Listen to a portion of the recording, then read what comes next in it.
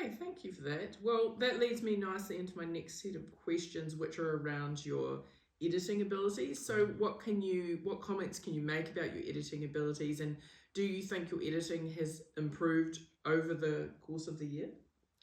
So my editing, I would say my editing has improved. Yes.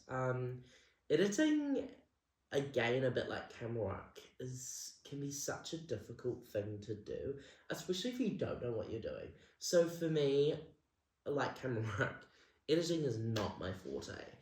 So it was a little bit difficult at times. Um, but for Redacted, Oliver Zhang and I decided to work together for our final cut. And so I did a draft, he did the same. Then we both got rough cuts. Then we kind of looked at his and were like, oh yeah, your one's a bit better than mine. But we kind of used some ideas from mine and put them into his. So yes, I did. I learned how to get import sound and how to get, because throughout the year I've struggled to spend a lot of time editing because I don't know what to edit, but like sound I've learned, oh, you know what you can do, you can get it off the internet, put an MP3 converter, put it in, or you can just make it if you want. Like if you want to scream, you don't have to go to the internet for that. But like color grading, like I mentioned before, I went on YouTube, searched it up because it was too bright, learned how to take it from a really bright orange yellow and make it more muted, which was really handy. I would definitely say my editing has improved. And like learning how on the app Premiere Pro to like search up transitions and stuff, just putting it straight in, and like warp stabilizer.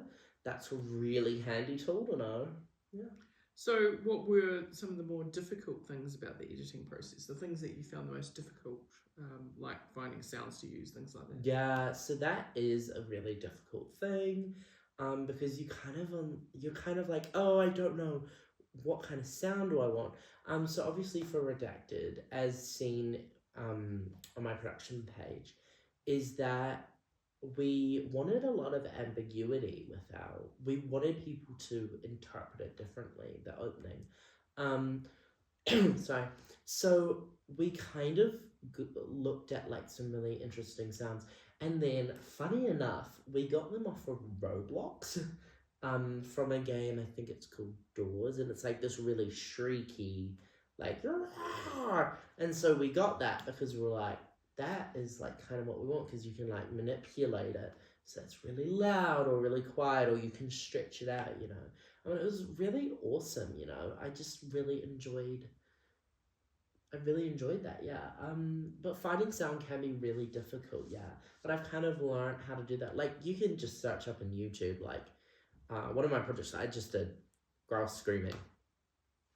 And you take that off the internet, MP3 converter, save it, and then you put it in. It's awesome.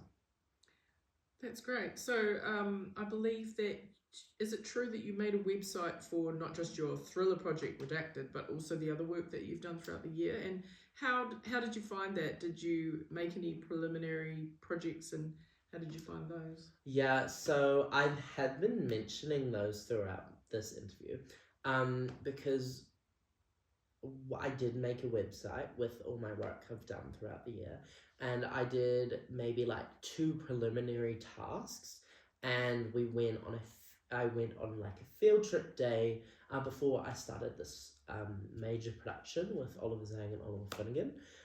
So the first preliminary task was reasonably basic. I made it at school. I made it with Oliver Zhang, so I'd worked with him previously on this one.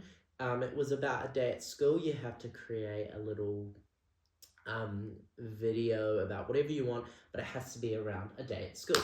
So what we decided on, me, Oliver Zhang, and Marisha, we made a music video to Charlie XX song, Girl So Confusing, and we took that idea because we thought, a day at school, oh, and so we had these two people, so I played one person, Marisha played the other, who didn't like each other, they really dislike each other, but then they realize they listen to the same music, Girl So Confusing, so then they become like best friends. And we thought that was really applicable, especially in high school. Everyone's very some people can be fake, you know, and there's lots of like rude things said about other people, and it's like, ugh, like, you know, that you might have something in common with someone. If you were just nice to them, you might find out you both love the same genre of movie or something. So that was the you know. story that you Yeah, were so trying to tell. that's the story we wanted to tell, was about, like, you know, be nice to people. You never know. You never know what you'll discover about them. So it was really fun to do that. So Oliver Zhang was our director of photography. Rish and I kind of told him what we wanted, and he kind of took that and did the storyboard and the filming, and we kind of more or less went along, because I think at the start of the year Rish and I weren't confident in our ability for cameras. So he kind of took charge, and I could kind of see what he was doing, which helped me with my camera work. And then for us, my second preliminary task that I did, me and my group named that Dead End.